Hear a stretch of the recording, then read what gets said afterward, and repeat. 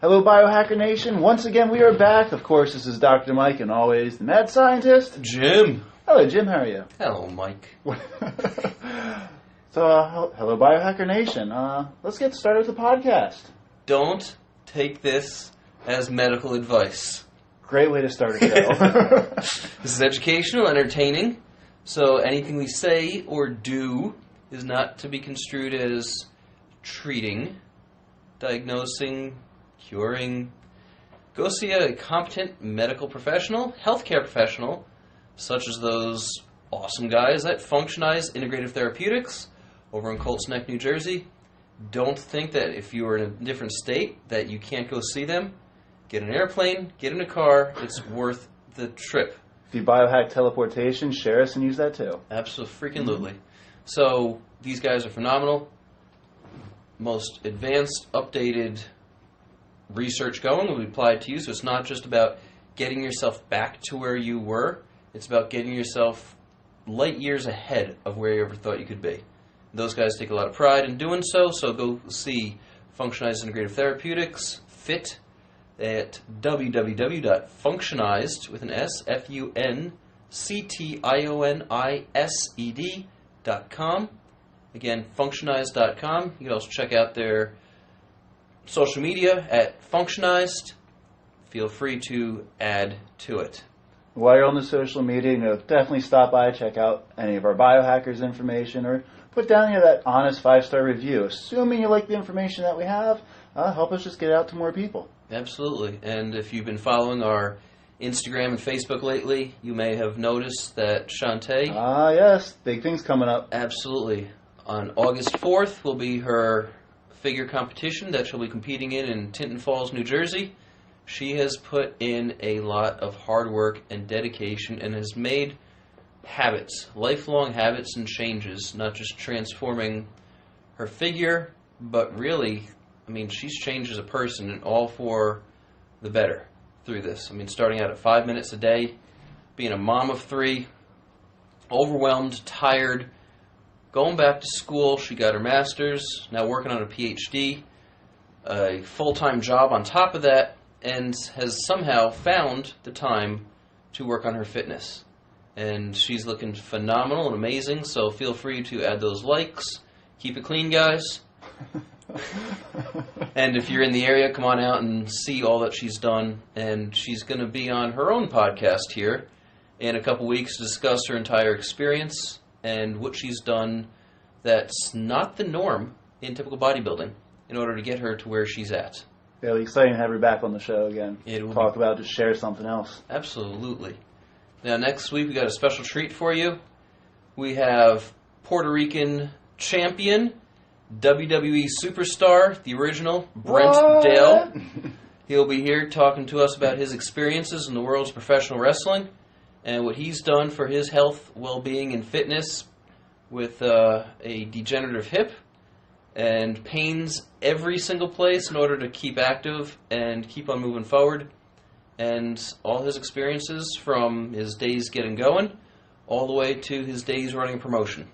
So he's going to be a lot of fun, and I know he's looking forward to being on the show with us here. I'm excited for that show. It's going to be a blast. Stoked. It's going to be great.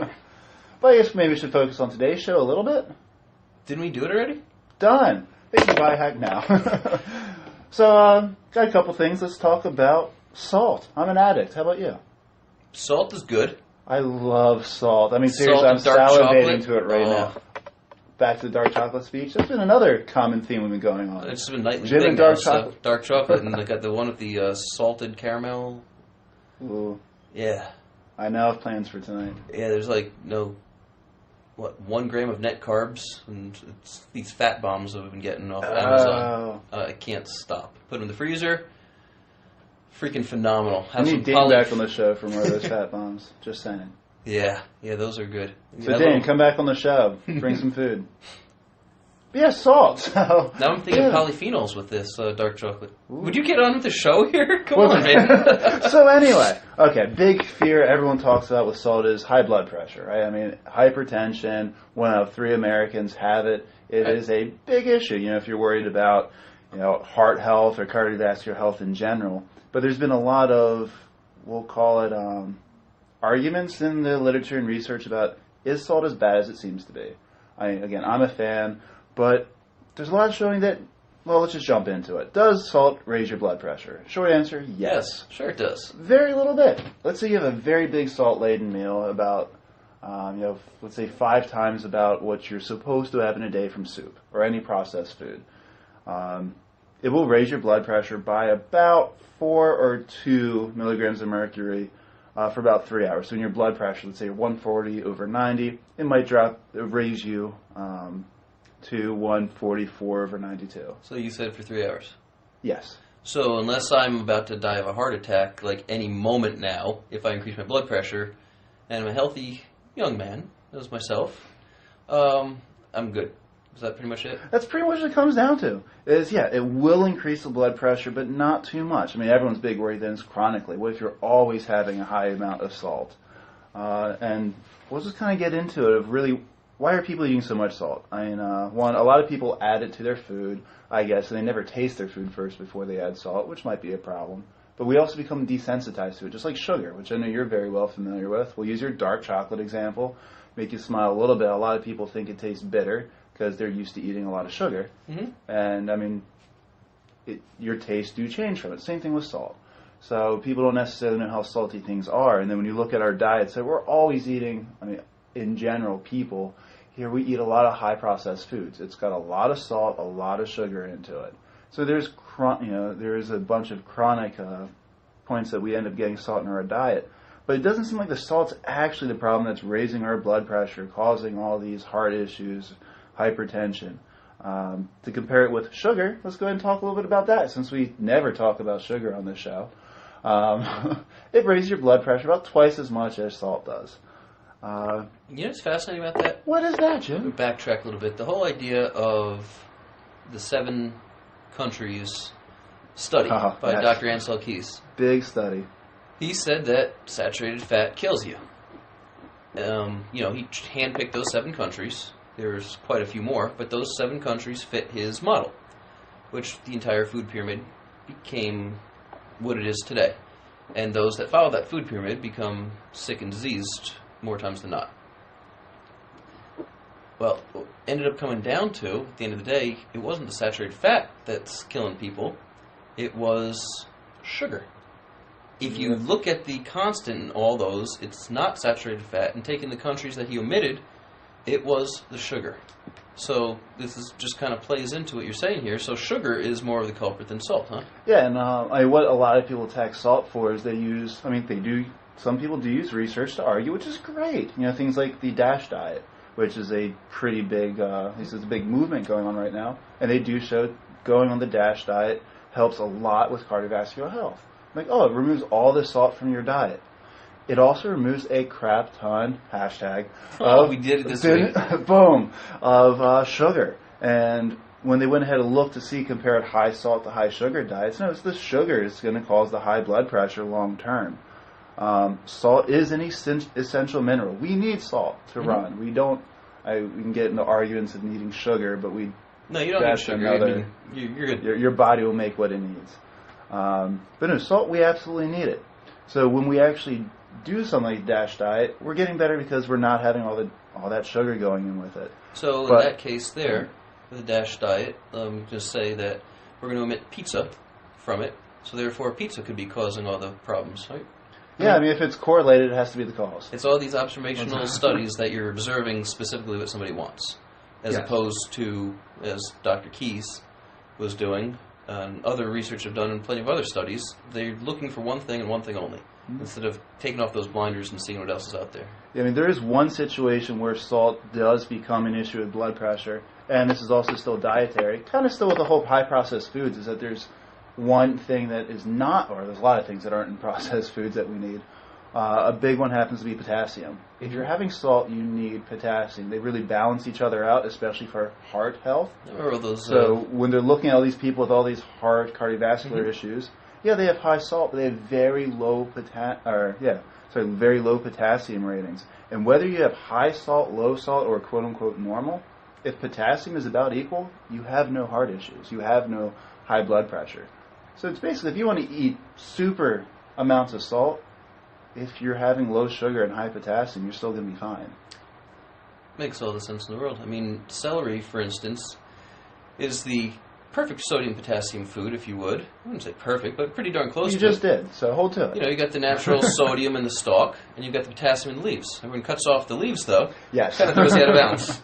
Yeah, I mean, people don't look at, they're always like, oh, what are we adding in that's bad? Let's remove things. Instead of, how do we just add a little bit of this one other essential mineral that no one's getting because our diets are overall crap?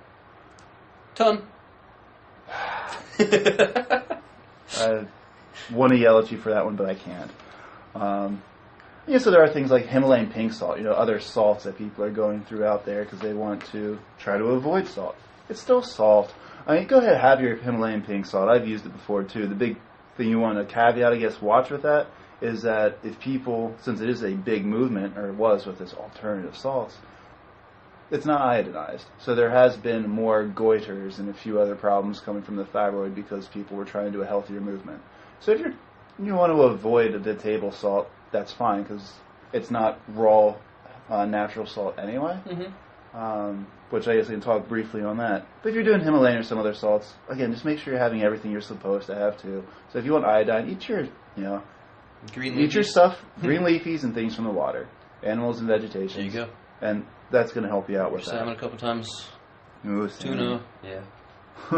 Or another thing, when it comes down to, let's just hit sugar one more time with it. Hit it. Let's hit it. Is with the blood pressure, specifically how sugar ends up causing this, is that insulin actually stores magnesium.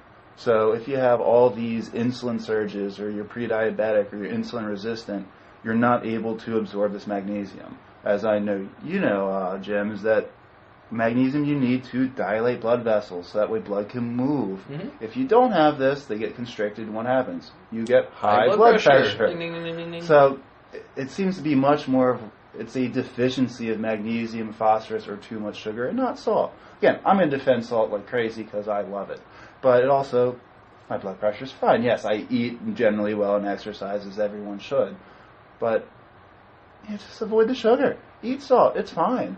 Right. I'm not saying throw it on everything, but no, to me it's kind of blasted that salt does not cause high blood pressure. There's even a study I have here that showed people that are in congestive heart failure and they go into salt restriction, they have an increased fatality. Yeah. Again, not medical advice, just passing off things that I read. Gave the disclaimer before, so you're good. Say what you want. Good. Eat salt. Nice. My suggestion for the day. So, What suggestions do you have today? Eat or drink anything specific? I have a suggestion that when you have a shot of tequila, to lick that salt right off of your hand, because the next topic is why hangovers happen and what you can do about them. Nice. Is salt involved other than to start the hangover? To lick after to get that taste out of your mouth, if it's... Yeah. Okay, so if we're talking about liquor, Jose Cuervo, well, are they going to sue us if I say yeah? I mean... Get something good. Don't cheese out people. All right. I don't even know the brand. I just know chicken. The skeleton. Espelation? Or Espion? That's it. Oh my gosh, I love that stuff. So smooth. It's Even bet you can't just drink one bottle. We've played that bet before. Anyway, let's talk about the hangover. Moving on. Yes. So, do you know how they happen? How what happened? Exactly. The hangover. That's forgetfulness. We're not talking about forgetfulness and drinking. We're talking about hangovers and drinking. It's all the same. So, scientists have done some research on how hangovers actually happen. There's a lot of theories out there. You hear all the time it's just dehydration that's usually the big one that you hear, impurities that are in alcohols. Right. So, the biggest answer is we have no freaking clue. Exactly. Research done. Exactly. What are we doing this for? So, talking about alcohol itself, just break it down. Well, people are saying, yeah, I know how it happens. Sure. Do your own freaking podcast. Do the research. So, there's three types of alcohol. There's methyl, isopropyl, and ethyl. Only ethyl, or ethanol, is fit for human consumption. So, when you take in ethanol, that's toxic. So there's only one poison we're allowed to have. Yeah. Okay. Pretty much. Got it. So it ends up producing oxidative stress. Thank you, people. It provokes an inflammation. I'm not even drinking. With the crap. I should start. It's not that late on It's Friday Friday. yet. I mean, everyone's got to know our Actually, listeners by it's- Friday. Technically happy hour, isn't it? So the ethanol produces oxidative stress, makes an inflammatory response. It damages and dysregulates all your neurons, and it metabolizes the ethanol to acetaldehyde, which goes down to acetate, and it somehow contributes to hangovers at this point. We're not quite sure how, but it does. So you said a lot of big words, and still at the end, no one actually knows. We Right. just know we break it down, and then we feel less than less than we did the night before. I mean, so far we think that the symptoms, at least of the hangovers, are due from damage due to inflammation, because this is toxic to your body. Mhm. Inflammation happens, and the oxidative stress suffered by the brain and other tissues is causing these symptoms. The chemicals are being released, the state it's in. Another factor of hangovers are congeners. What is a congener, you say? Well, thank you very much. It's like a magician from the medieval times to just make everything out of nothing. You Exactly. conjure it up. When the alcohol ferments, it creates these conagers. Okay. Mr. Mind Freak over there. The taste and aroma that the snobs such as myself look for is actually what the conager is. Yeah. So that kind of explains why the same amounts of alcohol that is consumed can create different results long term. Different hangover symptoms. Some people may experience it worse. So Yeah, there's a wide variety of them. I mean, one hangover is not the same as the other. You Exactly. hear some people say, "Oh, when I drink wine, I feel this way," or when I drink and whiskey, I'm I glad have you this said response." wine, because the I'm conager always glad when I content. say wine. The conager content, red wine is one of the tops. I mean, brandy is a little higher than that. Okay. So you drink a little too much brandy, you're going to have most likely a bigger hangover than you would all the way down on the list, such as ethanol diluted in OJ. Yeah.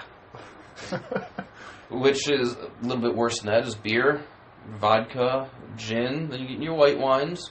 So once you start getting to your white wines, whiskey, rum, red, brandies, this is where the connoisseurs start to appreciate those conjures. Right. So you start drinking the crap that nobody really, they just want to get drunk. So they Yes. do it. That's what it comes down to. You're going to get drunk if you drink too much beer, but you most likely going to have to drink more of it than you would some brandy to experience that not great sensation the next day. So another idea is also that it throws the body out of homeostasis. Body's out of homeostasis, dysregulation happens, and some hormonal metabolic changes start happening. Now, unfortunately, not many studies have been done on this because you got to get people plastered, do a lot of harm to them, and draw a lot of blood and saliva and all that other fun stuff. Well, that first part seems like you'd easily get a lot of people to volunteer for. Yeah, so then let me Well, feel pulling like out that a and couple pull pints blood. of blood and maybe not so Exactly. much. I'm already dehydrated. Let's pull out an extra pint.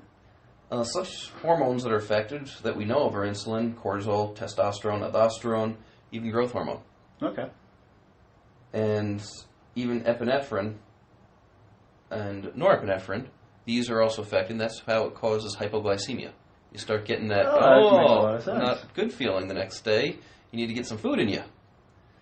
That's exactly what happens. And, hangovers, we all know, not hangovers, excuse me, alcohol consumption, it puts you to sleep, knocks you out. But you don't get a good sleep. No, not at all. And Out cold, but you wake up wondering when you're going to fall asleep. Mhm. And with bad sleep quality, it disrupts these hormonal regulations and all these different patterns, which may be partially responsible for these not so great feelings the next day. So far, so good, everybody? Good. Yeah. I hope you're taking notes. Notes of theories. But So when it comes down to how much you're going to have a hangover, everybody's different. Genetics, believe it or not, do come into play. I'm assuming size does a little bit as well. You'd think that. No? Well, Let's talk about it. What does the fact say? size comes into it with body weight only when... Yeah, all right. And how much alcohol you're consuming. So, yeah, the bigger you are and what you're saying, yes, the more you should be able to drink. Should be able to drink. Depends on how your liver metabolizes things, how your body reacts, and what your genetics really are. For instance, a 100-pound male should be able to drink, we're going with ethanol, 54 grams of ethanol, which equates to 3.9, just round up to 4 drinks. Okay. Then you should start to feel a little bit not so great the next day. The same with a woman, 100 pounds, 3.6 drinks. It's pretty much the same. 3.6, 3.9. Yeah, it's not give a or take huge a few sips. difference. It's Exactly. When you bring it down to milliliters of the 100-pound individual for a male is 1,380 milliliters of beer, 575 milliliters of wine, 172 milliliters of spirits. Female, 1,265 milliliters of beer, 527 milliliters of wine, 158 milliliters of spirits. Again, this is a few sips difference. You want to bring it up to a bigger boy, someone that's, say, 250 pounds. Yeah. He should be able to have almost 10 drinks before he starts to feel it. Feel the hangover. Yeah, feel the hangover Yeah. we're talking about. Not drunk, the hangover. A woman, that's 9. So we're difference by a drink. Yeah, so not significant. Not but there's significant. kind of seems like there's general patterns, which I honestly didn't expect. There is. So when it comes down to at least some experience, slowing down absorption is one way to help prevent a hangover. Like activated charcoal, I know some people have done. Higher fat. You don't have to wait till the next morning to have something fatty. Have something I get the fatty munchies when I along drink. when you If go I'm with it. drinking, it's eating with it. But believe it or not, there are some different studies of how do you feel the next day type studies. And one of these substances is called Korean pear juice.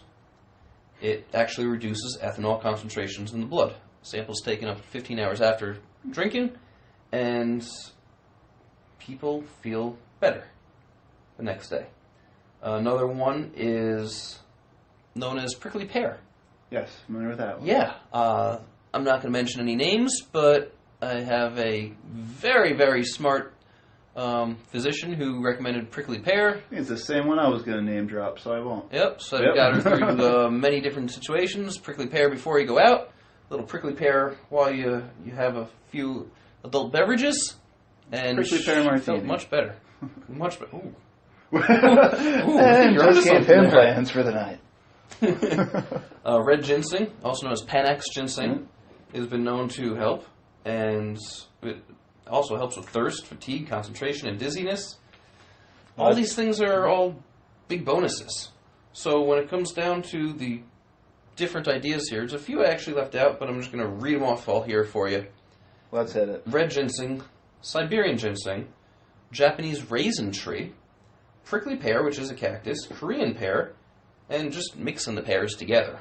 Why not? I mean, if one's good, both of them got to be good together. Green grape, a shiba, and at the end of the day, the good old Tylenol has seemed to help. Not to be... the thing about Tylenol, it's already taxing now your liver and kidneys, and if your liver's already overtaxed by the alcohol, why add more to it? Study was to show what helps, not necessarily what's best physiologically. True. It's good to know it helps. Some people maybe someone would rather have that than prickly pear. I don't know. So Again, I like the bitter taste. So to alleviate hangovers, number one, moderate your drinking. You don't have to down it, gorge it, and if you feel tipsy, more is going to be coming on because you've already drank it, so don't keep drinking. Wait to see how you feel first, which could take a while. So you're giving the normal moderation is the key spiel? No, I'm not one of those moderate guys, so yeah, common sense, yes. So drink enough water, get enough sleep, the usual of just regular health and fitness. Believe it or not, caffeine helps. It's not going to help with the hangover, but with the neurodegeneration and the toxins of the brain, you're going to be sluggish and slow. The caffeine's going to help speed that up a little bit. Even some nicotine would make some sense. Nicotine's a nootropic that helps with it, so therefore a little caffeine, a little nicotine. I didn't say smoke cigarettes, people, especially those that only smoke when they I drink. just smoke when I drink, yep. I'm talking about like All a the nicotine time. tab. Break it in half, have a little of that, have a little coffee. It may help with the brain function. Make better decisions. Know who you wake up next to. I wanted to cover the idea, though. It's called the hair and the dog method. You ever hear of that? No, I'm almost interested. Hair and the dog method. You've heard of it, just never heard the term, most likely. So you wake up the next day, you got a hangover. Is the shampoo effect? Um, Let's start describing. if the shampoo effect means that lather, rinse, and repeat, yeah, exactly. You drink more the next day. I've never heard it called the hair and dog. And I've learned that as the shampoo effect. So it's like professor in college talked to me about that one. So yeah, it works and it does. It works and helps. The only problem is it prolongs and delays its hangover because you get more alcohol in you, your body's still got to get rid of it. So you're gonna feel it again. So it's a stalling tactic, if anything. That's all it is. Straight up, that's all it is. So the hair of the dog method will also most likely lead to more dependence on alcohol. If you're drinking, you're going to be drinking more, and some more, and some more, and more. And before you know it, you're full-fledged alcoholic. So buy a dog, don't feed it alcohol, wash the dog's hair. I don't know, dude, these Fridays, and everyone's listening to this now on the weekends or during the week, and you'll see us on Saturday, like, man, I did that shot. No, we rested. If you guys are, this biohacker nation here could actually be with us on a Friday, they would get it. Hopefully we can bring some Friday to their Mondays. Or Tuesdays. Yeah, whichever day. Every day. Mondays and Tuesdays. Whenever. Do us twice. Because they're listening to our shows over and over, I hope. Well, you got to share it with your friends so they can put down the honest 5-star review that you just did. Of course. Spread the wealth. And the last thing I just wanted to briefly, we've talked about fasting so many times. We've talked about food so many times. We've talked about how many times a day you should eat so many times. I was talking to somebody the other day, and they said, yeah, I need to eat 6 times a day to increase my metabolism. And while I know that I used to believe this, my first words were, why aren't you listening to our freaking podcast? Like, what are you talking about? Probably half the episodes. I said, you said you listened to the podcast. You wouldn't be asking me about this if you listened to our podcast. So I know you're lying. So, once again, it does not increase overall metabolic rate by eating more than 3 times a day. Wow. Metabolism does... we've hit this. Not even going to even add on to We've beat the dog with it. What? The hair fell off. Dog starts drinking to feel better. No longer need shampoo because it's been cleaned. Done. Yeah, there's no difference between nibbling throughout the day and gorging, believe it or not. I mean, you may feel better by nibbling. You won't feel very good with a huge full belly and just sitting around and going, It takes 3 to 5 days for metabolism to stop down with no food, not let alone just small meals here and there. I mean, preference. Yes, if you're Social starving preference. yourself. What you want. Eat when you're hungry. If you're starving yourself on a piece of toast and coffee, and that's it, yeah, your metabolism is going to slow down. Yeah. Straight up, it's going to slow down. And intermittent fasting, longer-term fasting, can be very beneficial for you. Eventually, I mean, what is it? It is over 36 hours or 48 hours that you start increasing adrenaline. 36. 36 hours, which increases your metabolism. Significantly. It does, but then it also will eventually slow down. Your body is going to go into starvation mode. That's why you break the fast. Yeah, after and you about break the 36 fast. hours maximum. So when it comes down to it, the whole idea, really, the true whole idea about eating 5-6 times a day every, say, 3 hours, is because of lack thereof self-control. Yeah, so it's just easier sometimes for people to... It is. You know, every 3 hours, I'm going to have a couple hundred calories, and you keep on moving on throughout the day. People who do this because they need some self-control, and in that essence, it's a very good and positive thing. So do it, if that's the case. It's good to know why you're doing something. I mean, it's not going to help your metabolism, but it might help you, like you said, self-control. Absolutely. So go ahead and do it. Just know why you're doing something. Exactly. If you're not sure why you're doing something, ask us. Yeah. Seriously. We'll tell you what we know, and if we don't know, it gives us homework, because we always need something else to research. Exactly. So, you ever drop some chlorophyll in your eye, have it turn all black so you have night vision? I have not. I was reading about this guy, and then I heard it on another show, and a guy wanted to biohack night vision. So he took pure chlorophyll, dropped it in his eye, and literally his entire eye turned black. It did eventually go away a few days later, but the research showed that he actually was able to see far better in the dark. I think we touched briefly about a study that showed chlorophyll helped with it, but no, I haven't heard of that. Yeah, so if you're a night hunter, then you got two options. You could either do that or just get those night vision goggles and go that way too. I mean, that would look pretty cool. Or creepy, I guess. Full black guys? I don't know. Guy walks into a bar with chlorophyll dropped in his eyes. The guy walks in with night fishing goggles. Who can you trust? Who cares? They're still ordering a drink. Yeah. Alright, I gotta go biohack a competitive figure contestant and a aspiring CrossFit athlete. So That's our excuse to cut the show? that's it. So next week, the original yes. Brent Dale, and we'll have some music for that one as well. It's a game plan. And we should have some new theme very soon. And leave your honest 5-star review. As always, we thank you, Biohacker Nation, for your love and support. Yep. Tell us anything you want, especially if it's positive. Yeah, keep the negative stuff to yourself. Yeah. But again, if there's anything you want to hear about our questions, direct message us, post it. We'll respond. Exactly. We'd love to hear from you guys. And donations are always welcome. We're still a 501c3 nonprofit, so we just want to make the show better for you guys, and that's our underlying cause here. So for the Mad Scientist, I am out. Dr. Mike? I guess I'm out too. Thank Peace. you, everybody.